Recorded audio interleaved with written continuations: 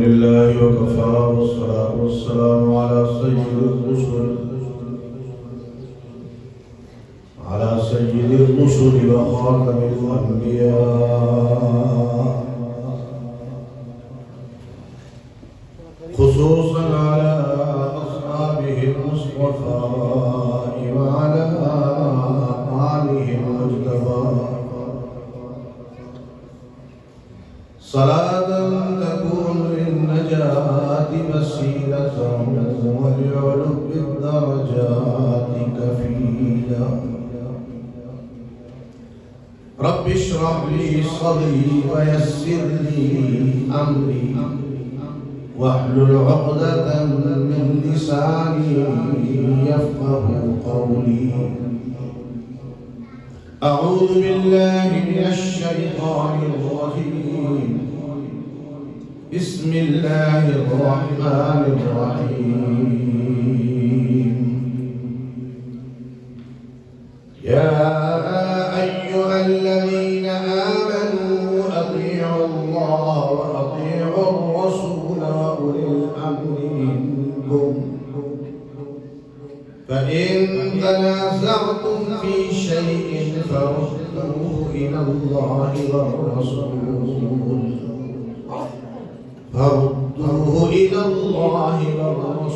إن كنتم تؤمنون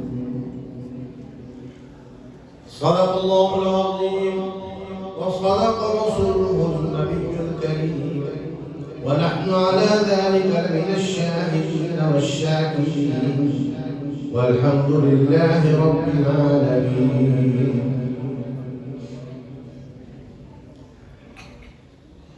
برادران سنت والجماعت معزز علماء کرام قابل صد احترام بزرگوں دوستوں عزیزوں ساتھیوں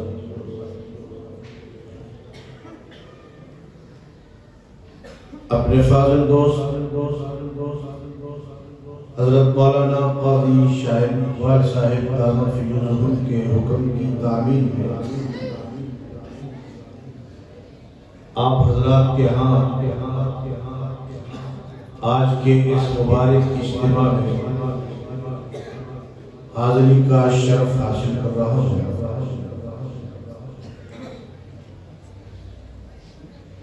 صبح سے آپ علماء کرام کے بیانات سن رہے ہیں اور مختلف دینی موضوعات پر آپ نے قرآن و سنت کے عقائد و نظریات اور احکامات و مسائل سماعت فرمائے ہیں میں بڑے مختصر وقت میں آج کے جلسے کے حوالے سے چند باتیں آپ حضرات کی خدمت میں عرض کرنے کی اجازت چاہتا ہوں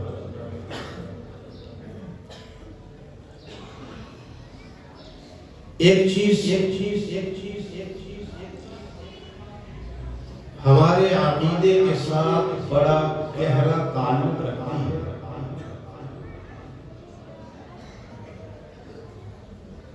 اگر ہمیں وہ چیز سمجھ آ جائے تو ہمارے لیے سب کچھ سمجھنا آسان ہو جائے گا وہ چیز کیا ہے کہ ہمارا اہل سنت والجماعت کا یہ عقیدہ اور ایمان ہے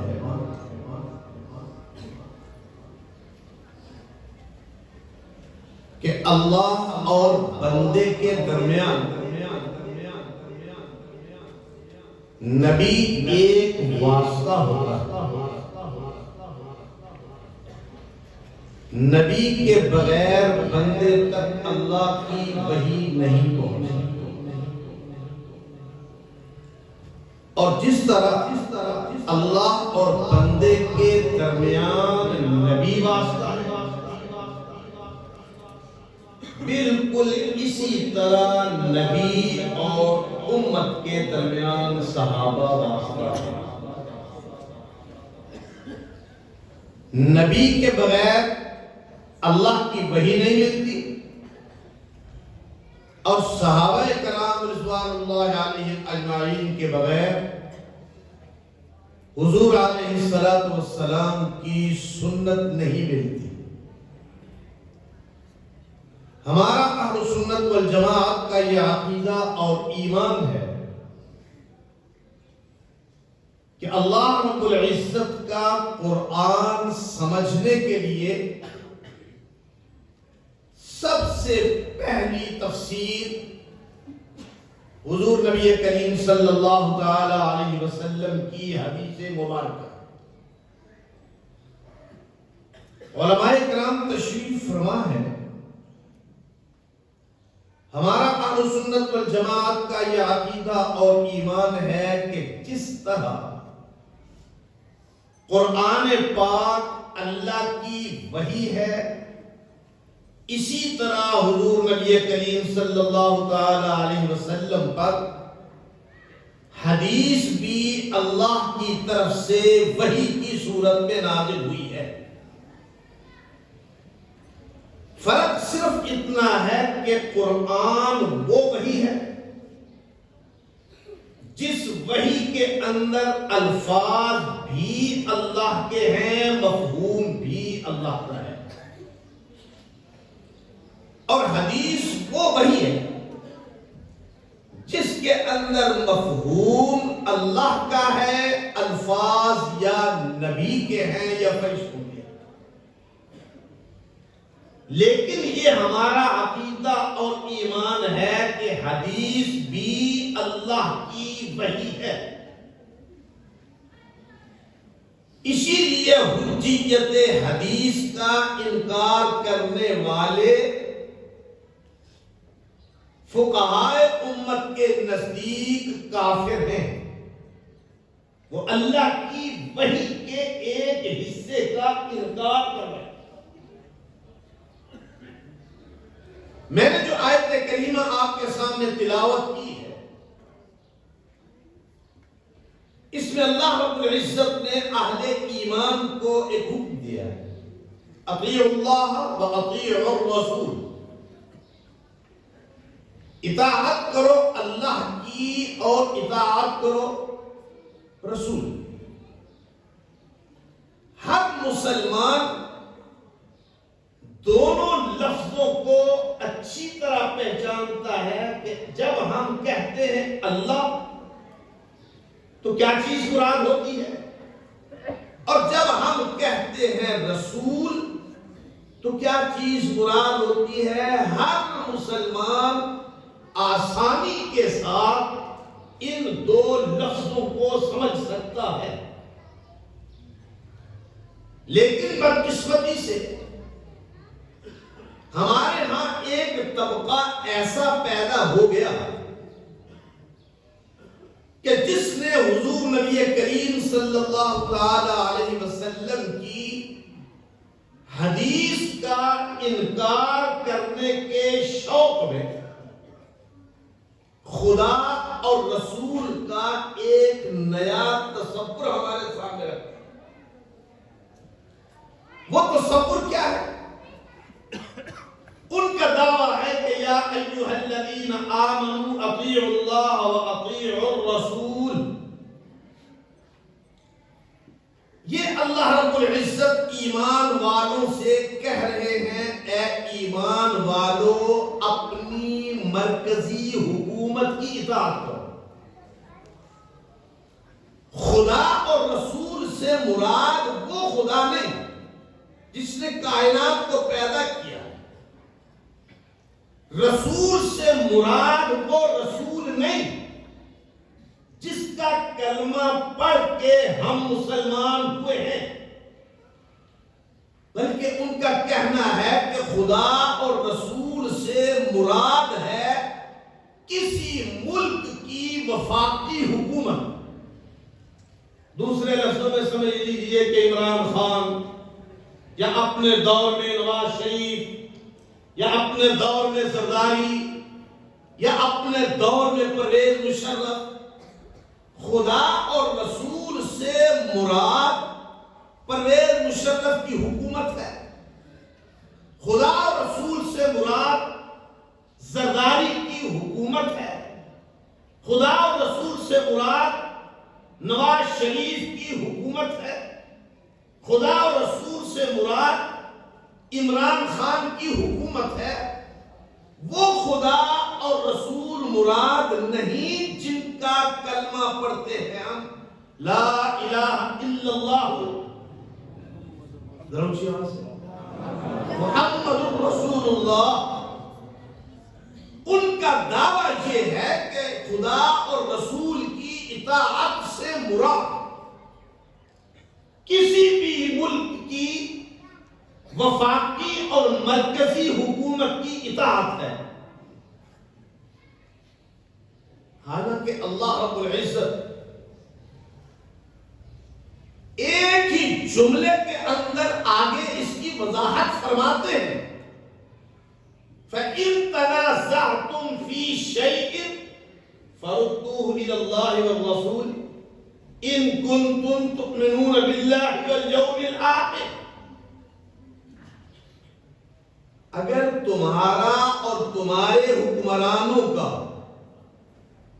تمہارا اور تمہارے بادشاہ کا، تمہارا اور تمہاری حکومت کا آپس میں اختلاف ہو جائے تو فیصلہ اللہ اور رسول سے کراؤ۔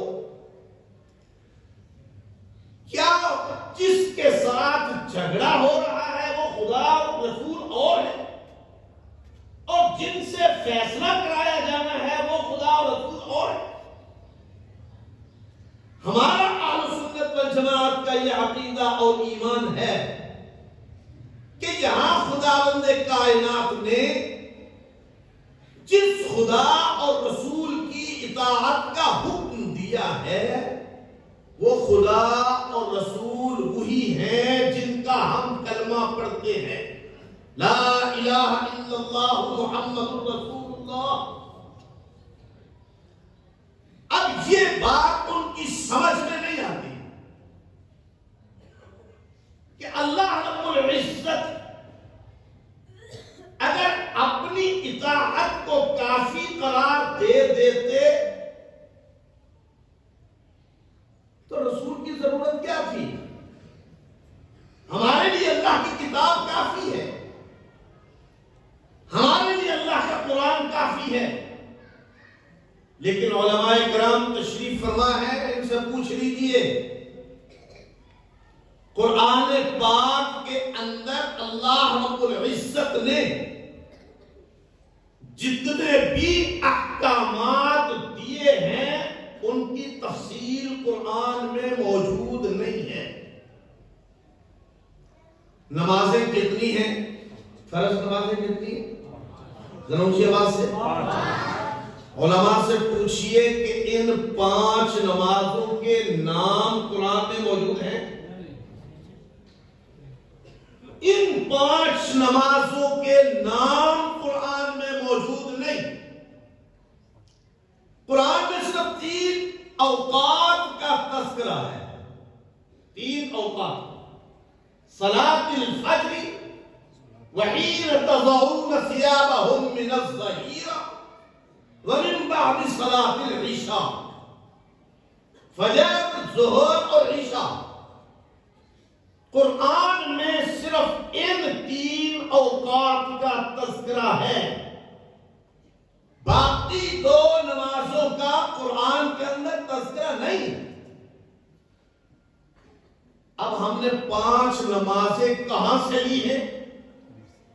حضور نبی کریم صلی اللہ تعالی علیہ وسلم کی حدیث مبارکہ سے،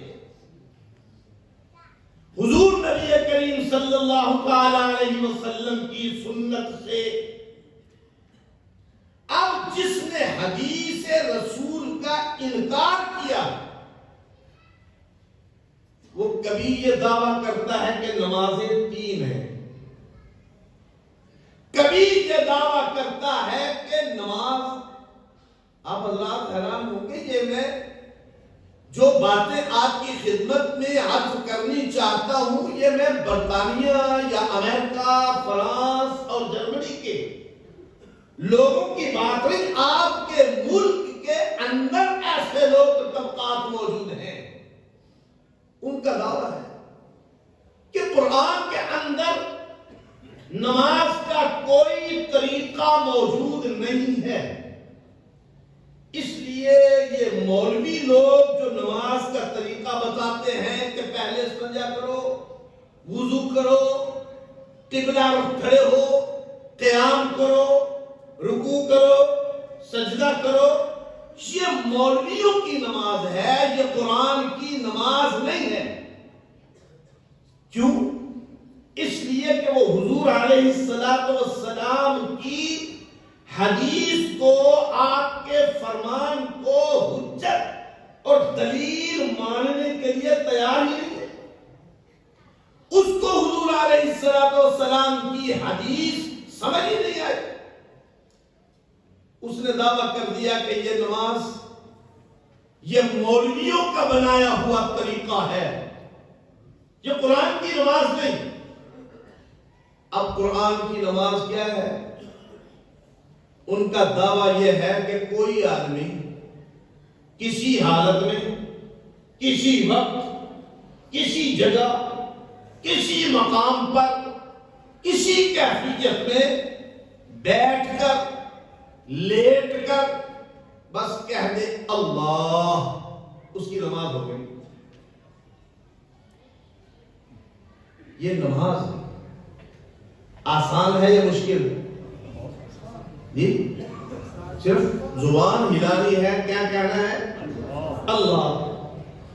اب وہ نماز جس نماز کے بارے میں اللہ رب العزت فرماتے ہیں انہا لکبیرۃ الا علی الخاشعین، یہ نماز مشکل کام ہے، لیکن جن کے دلوں کے اندر ڈر اور خوف ہے اللہ کا، ان کے لیے نماز مشکل نہیں، لیکن عام لوگوں کے لیے نماز مشکل ہے۔ سوال یہ پیدا ہوتا ہے کہ اگر نماز صرف اللہ کہنے سے ادا ہو جاتی ہے تو یہ مشکل ہے یا آسان؟ نماز قرآن کے اندر نماز کی رکعات کا تذکرہ کوئی نہیں، فجر کی کتنی رکعتیں ہیں، ظہر کی کتنی رکعتیں ہیں، عصر، مغرب اور عشاء کی کتنی رکعتیں ہیں، قرآن کے اندر اس کا تذکرہ موجود نہیں ہے۔ یہ تذکرہ ہمیں کہاں سے ملا؟ حضور نبی کریم صلی اللہ تعالی علیہ وسلم کی حدیث مبارکہ سے، حضور نبی کریم صلی اللہ تعالی علیہ وسلم کی سنت سے ہمیں 5 نمازیں ملی، 5 نمازوں کا طریقہ ملا، 5 نمازوں کے اوقات ملے۔ اللہ رب العزت کے اس جملے سے ہی ایک چیز سمجھ آ جاتی ہے کہ اللہ رب العزت خود یہ چاہتے ہیں، اللہ کی اپنی رضا اسی میں ہے کہ میرا بندہ حکم میرا مانے اور اطاعت میرے رسول کی کرے۔ حکم میرا ہو، نماز کا حکم کس کا ہے اور طریقہ کس کا ہے؟ حضور نبی کریم صلی اللہ تعالی علیہ وسلم کا۔ حج کے اندر حکم اللہ کا ہے، طریقہ حضور نبی کریم صلی اللہ تعالی علیہ وسلم کا۔ تو جس طرح نبی کو نظر انداز کر کے اللہ کا قرآن حاصل نہیں کیا جا سکتا، صحابہ کرام کو نظر انداز کر کے نبی کی حدیث حاصل نہیں کی جا سکتی۔ اب ہمارے ہاں کچھ لوگوں نے صحابہ کرام رضوان اللہ علیہم اجمعین کے ایمان کو اپنا موضوع بنا لیا۔ کسی نے کہا صحابہ کرام مومن ہی نہیں تھے، علیہ باللہ۔ کسی نے کہا مومن تو ہے تھے لیکن غاصب اور ظالم تھے، کہ انہوں نے اہل بیت کا حق مان لیا تھا۔ ہمارا اہل سنت والجماعت کا عقیدہ اور ایمان کیا ہے؟ خداوند کائنات فرماتے ہیں والسابقون الاولون من المہاجرین والانصار والذین اتبعوهم بإحسان۔ لوگوں کان کھول کے سن لو، میرے پیغمبر کے وہ صحابہ جنہوں نے اپنا مال، گھر، رشتہ دار سب کچھ چھوڑ کے ہجرت کر لی، میں خدا اس بات کی شہادت دیتا ہوں وہ غیر مشروط طور پر جنتی ہے۔ اور میرے پیغمبر کے وہ صحابہ جنہوں نے میرے پیغمبر کے مہاجر صحابہ کو سنبھالا، اپنے باغات میں شریک کیا، اپنے مکانوں میں شریک کیا، اپنے مالوں میں شریک کیا، اپنے کاروبار میں شریک کیا، جن کو انصار کہا جاتا ہے۔ میں خدا اس بات کی شہادت دیتا ہوں میرے پیغمبر کے انصار صحابہ بھی غیر مشروط طور پر جنتی، مہاجر بھی، ذرا اونچی آواز ہے، انصار بھی۔ اللہ فرماتے ہیں میرے پیغمبر کے مہاجر بھی جنتی، میرے پیغمبر کے انصار صحابہ بھی جنتی۔ ہاں، اس کے بعد اور لوگ جو ہیں ان کے لیے شرط ہے والذین اتبعوهم بإحسان۔ جو مہاجر صحابہ کی پیروی کرے گا، جو انصار صحابہ کی پیروی کرے گا، اس کو جنت ملے گی، اور جس نے ان کی پیروی نہیں کی وہ جنت کا مستحق نہیں۔ اللہ رب العزت فرماتے ہیں رضی اللہ عنہم ورضوا عنہ، اللہ مہاجر صحابہ سے راضی ہو گیا، مہاجر صحابہ اللہ سے راضی ہو گئے۔ اللہ فرماتے ہیں اللہ انصار صحابہ سے راضی ہو گیا، انصار صحابہ اللہ سے راضی ہو گئے، اور وہ تمام لوگ خواہ وہ پہلے دور کے ہیں یا دوسرے دور کے یا قیامت تک آنے والے، جو بھی ان مہاجر اور انصار صحابہ کی پیروی اور اتباع کریں گے، اللہ ان سے راضی، وہ اپنے اللہ سے راضی۔ اب خدا کا قرآن تو ان صحابہ کے لیے جنت کی اور اپنی رضا کی ڈگری دے رہے ہیں، جنت کی ڈگری، اپنی رضا کی ڈگری۔ یاد رکھیے، کسی انسان کو، کسی آدمی کو راہ راست پر رکھنے کے لیے، صحیح راستے پر رکھنے کے لیے عام طور پر 3 طریقے ہوتے ہیں۔ یا تو اس آدمی کی تربیت اس انداز سے ہو کہ اس کے اندر ہر رشتے کا احترام اور حیا موجود ہو، اس کے دل کے اندر ماں کی حیا ہو، باپ کی حیا ہو، بڑے کی حیا ہو، استاد کی حیا ہو۔ اب جس کے اندر ماں کی حیا ہوگی، کیا وہ ماں کی بے ادبی کرے گا؟ جس کے اندر باپ کی حیا ہوگی، کیا وہ باپ کی نافرمانی کرے گا؟ جس کے اندر استاد کا حیا ہوگا، کیا وہ استاد کے حکم کی حکم عملی کرے گا؟ یہ ایک چیز ہے جو انسان کے اندر ہے. اگر وہ حیا انسان کے اندر موجود ہے تو وہ بڑے کا ادب بھی کرے گا، ماں کا حق بھی ادا کرے گا، باپ کا حق بھی ادا کرے گا، اولاد کا حق بھی ادا کرے گا، والدین کا حق بھی ادا کرے گا. اور اگر حیا نہیں ہے تو خدا کا پیغمبر کہتا ہے فَفْعَلْ مَا شِئْتَ. جب تیرے اندر حیا ہے ہی نہیں تو پھر جو چاہے جا کے کر. پھر تو ماں کی نافرمانی کر، باپ کی نافرمانی کر، شراب پی، جوا کھیل، حرام کما، پھر کوئی رکاوٹ نہیں، کیونکہ تیرے اندر وہ چیز ہی نہیں ہے جو تجھے ان برائیوں سے روکنے والی ہے. پہلا طریقہ ہوتا ہے انسان کے اندر کی حیا، اور دوسرا ہوتا ہے انسان کو لالچ دینا. جیسے والدین اپنے بچے کے امتحان سے پہلے اسے لالچ دیتے ہیں، بیٹا اگر امتحان کے اندر تو نے اچھی پوزیشن لی تجھے ہونڈا موٹر سائیکل لے کے دیں گے، تجھے موبائل لے کے دیں گے، تجھے فلاں چیز لے کے دیں گے. اسے لالچ دی جاتی ہے. ظاہر بات ہے بچہ اس لالچ میں محنت کرتا ہے. میں محنت کروں گا، اچھے نمبر لوں گا، مجھے ہونڈا ملے گا، مجھے موبائل ملے گا.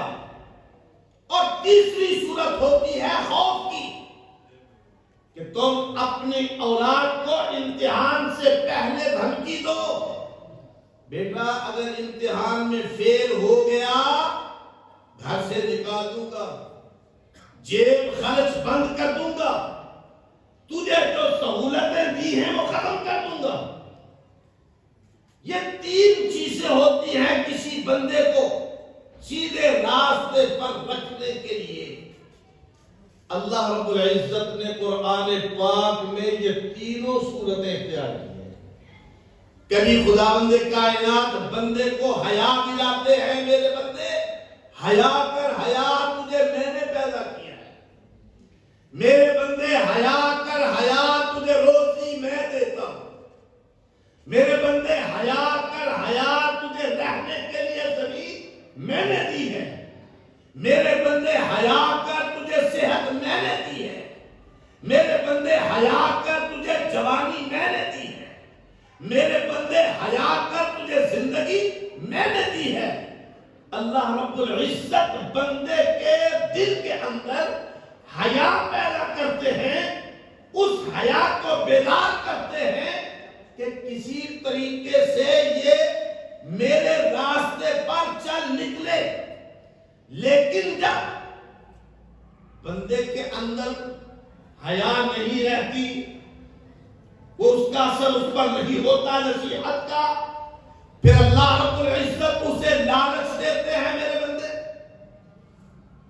اگر تو نماز پڑھے گا میں اپنی جنت کی نعمتیں تیرے لیے کھول دوں گا، جنت کے اندر میں تیرے لیے محلات بناؤں گا، میں جنت کے اندر تیرے لیے دودھ اور شہد کی نہریں چلاؤں گا، میں جنت کے اندر تجھے خوبصورت مقامات رہنے کے لیے دوں گا.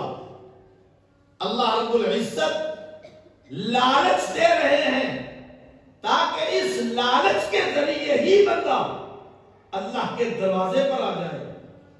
لیکن جب اس کا بھی اثر بندے پر نہیں ہوتا پھر اللہ ڈراتے ہیں میرے بندے اگر تو نے یہ نیک ناک کام نہ کیے تو جہنم میں ڈال دوں گا.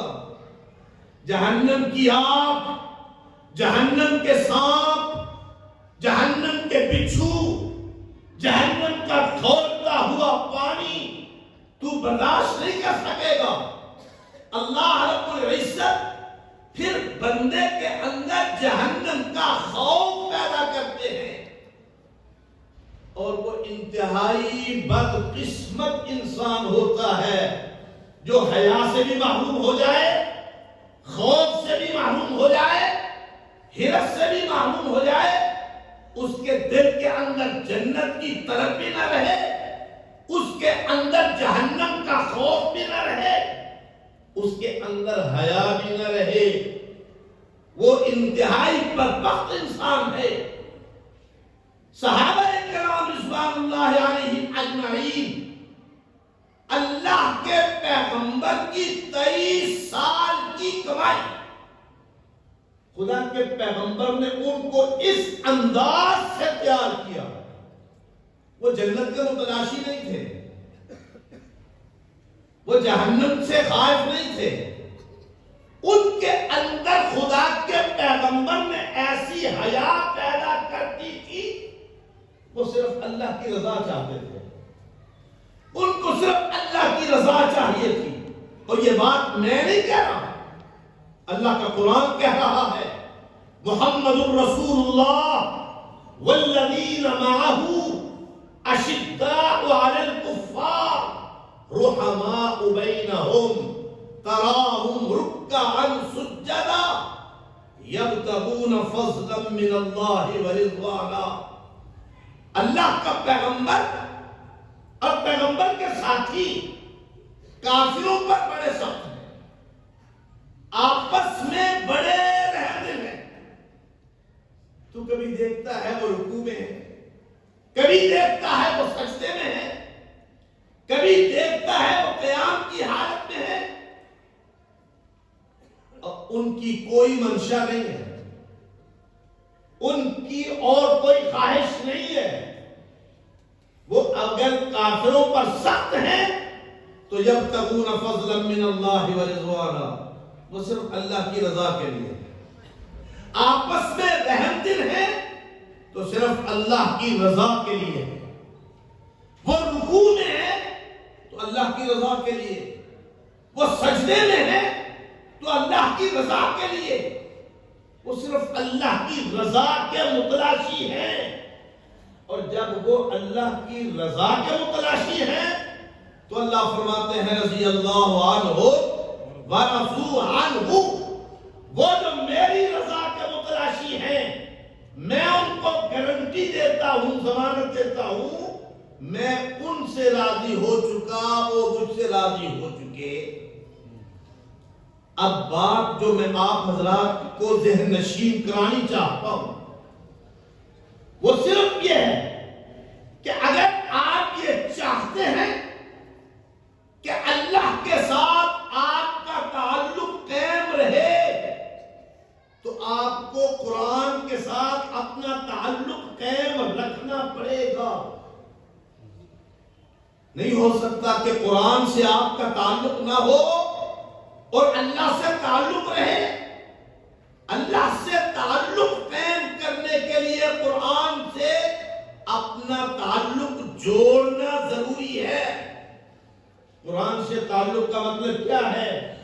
قرآن کی تلاوت کرنا، قرآن کو سمجھنا، قرآن پر عمل کرنا، یہ قرآن کا تقاضا ہے۔ اگر آپ چاہتے ہیں کہ ہمارا رب ہم سے راضی ہو جائے تو پھر قرآن کے ساتھ اپنا تعلق قائم کیجئے، اور اگر آپ یہ چاہتے ہیں کہ مجھے قرآن صحیح طور پر سمجھ آ جائے تو پھر نبی کی سنت اور حدیث کی طرف رجوع کیجئے، اور اگر آپ چاہتے ہیں کہ مجھے نبی کی حدیث اور نبی کی سنت صحیح حالت میں مل جائے تو پھر صحابہ کرام رضوان اللہ علیہم اجمعین کے ساتھ اپنا رشتہ جوڑیے۔ ہمارا ایمان ہے صحابہ کے ذریعے نبی کے ذریعے قرآن اور قرآن کے ذریعے خدا، ان میں سے اگر کسی ایک سے بھی کوئی ایک بھی ہمارے ہاتھ سے چھوٹ جائے تو ہمارا خدا کے ساتھ تعلق قائم نہیں ہو سکتا، ہمارا خدا کے ساتھ تعلق قائم نہیں ہو سکتا۔ یہ مدارس، یہ مساجد، یہ کس مقصد کے لیے ہے؟ آپ نے کبھی کسی مدرسے سے یہ ندا، یہ صدا اٹھتے ہوئے دیکھی ہے؟ بھائی آئیں ہمارے پاس، اپنے بچوں کو ہمارے پاس لائیں، ہم انہیں کسی بڑے عہدے سے جوڑ دیں گے، کسی بڑے منصب سے جوڑ دیں گے؟ نہیں، ان کا تقاضا ایک ہی ہوتا ہے، اپنے بچوں کو ان مدارس میں لاؤ، ہم قرآن کے ذریعے، سنت کے ذریعے ان کا اللہ کے ساتھ تعلق قائم کر دیں گے، اور اللہ ہی کے ساتھ تعلق ہمارے کام آنے والی چیز ہے۔ اگر وہ تعلق نہیں تو ہماری زندگی کا کوئی فائدہ نہیں، ہماری زندگی کا کوئی مقصد نہیں۔ تو میرے عزیز دوستوں، بزرگوں، اس چیز کو خاص طور پر ذہن میں رکھ لیجئے کہ ہمارا اس دنیا میں آنے کا جو مقصد ہے، اللہ نے اس دنیا میں ہمیں بھیجنے سے پہلے ہمارے سر پر تاج خلافت رکھا۔ خلافت کا تاج، خلافت کا تاج رکھنے کا مطلب کیا؟ یا اللہ، تیری سلطنت، تیری حاکمیت، یہ میرا وجود ایک ریاست ہے تیری، میں اس پر تیری حاکمیت قائم کروں گا، میں اس پر تیرا قانون نافذ کروں گا، میں اس پر تیری تعلیمات کو نافذ کروں گا۔ لیکن اگر ہم انسان ہو کر بھی خلافت کے اس منصب کی لاج نہ رکھ سکے تو پھر ہمارا دنیا میں آنے کا کوئی مقصد نہیں۔ میں آخری بات کہہ کے ختم کرتا ہوں۔ ہم عام طور پر کہتے ہیں کہ نبی دنیا میں انسان کو مسلمان بنانے کے لیے آتا ہے، نہیں، نبی دنیا میں انسان کو انسان بنانے کے لیے آتا ہے۔ جب انسان کے اندر کا انسان بن جاتا ہے تو مسلمان ہونے میں ایک لمحے کی تاخیر نہیں کرتا۔ ابو بکر کے اندر کا انسان بیدار تھا، جب خدا کے پیغمبر نے نبوت کا دعویٰ کیا تو ابو بکر نے ایک لمحے کے لیے بھی یہ نہیں کہا کہ کوئی دلیل چاہیے، کوئی ثبوت دے۔ کیوں؟ اس لیے کہ ابو بکر کے اندر کا انسان تھا، بیدار تھا، پہلے ہی لمحے میں خدا کے پیغمبر کی دعوت کو قبول کر لیا۔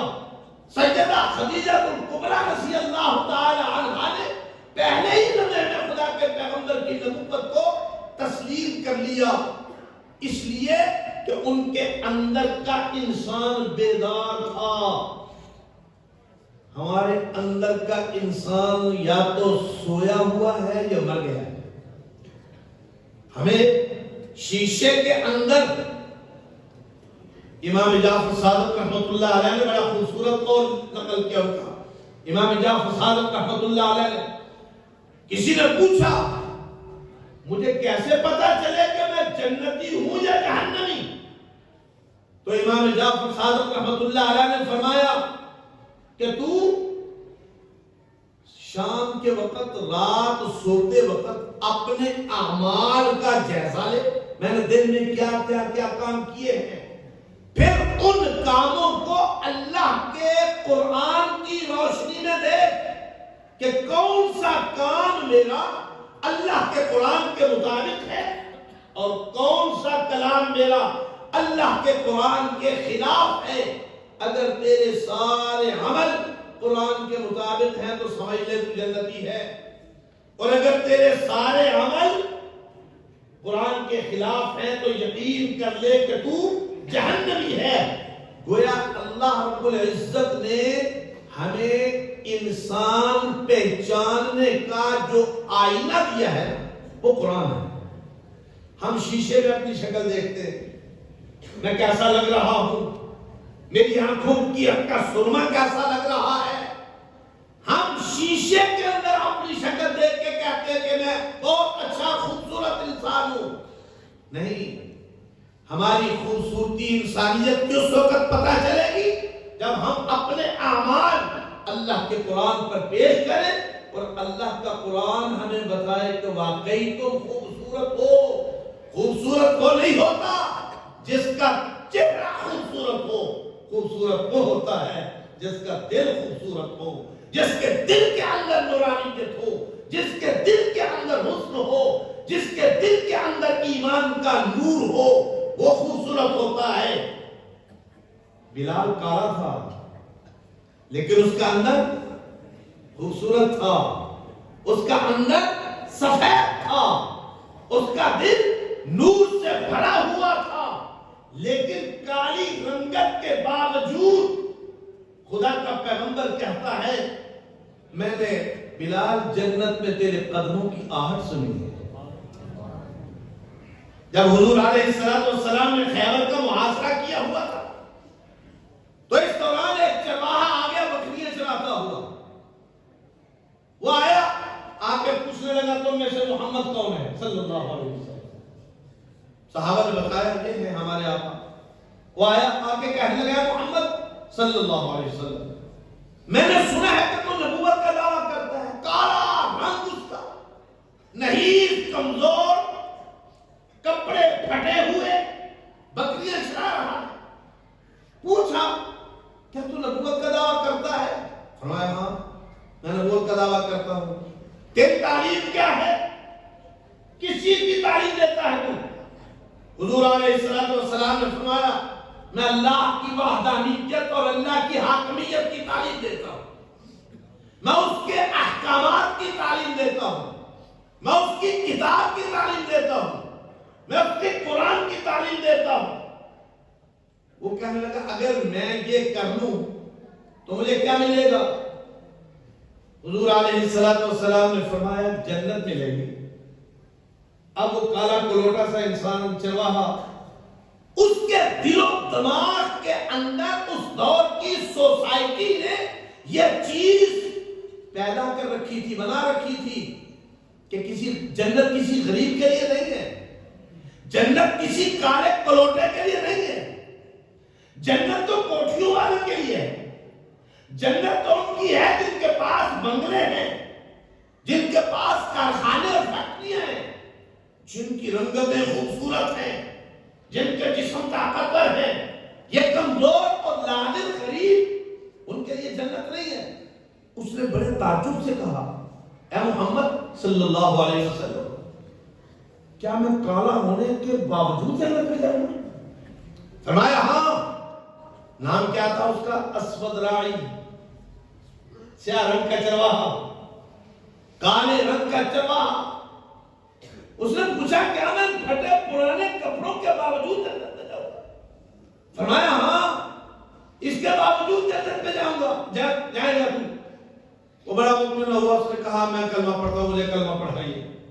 کلمہ پڑھا، کلمہ پڑھنے کے بعد اسی جنگ کے اندر وہ شہید ہو گیا۔ ایک نماز نہیں پڑھی اس نے ابھی تک، ایک روزہ نہیں رکھا اس نے ابھی تک، شہید ہو گیا۔ حضور علیہ السلام نے فرمایا صحابہ کو بلا کے اگر تم میں سے کسی نے جنتی دیکھنا ہو تو اس کو دیکھ لو۔ یکدم حضور علیہ السلام نے اپنا چہرہ رخ پھیر دیا اس کی طرف سے۔ صحابہ نے پوچھا یا رسول اللہ صلی اللہ علیہ وسلم آپ نے رخ کیوں پھیر دیا؟ فرمایا جنت کی ایک حور اس کے پاس بیٹھ کے اس کے چہرے کو صاف کر رہی ہے۔ تو یہ ہمارے دلوں کے اندر یہ چیز بیٹھنی چاہیے کہ انسان وہ نہیں ہے جو ہمیں شیشے میں نظر آتا ہے، انسان وہ ہے جو ہمیں قرآن میں انسان کی حیثیت سے نظر آئے۔ ہمارے لیے اصل آئینہ، اصل شیشہ اللہ کا قرآن ہے۔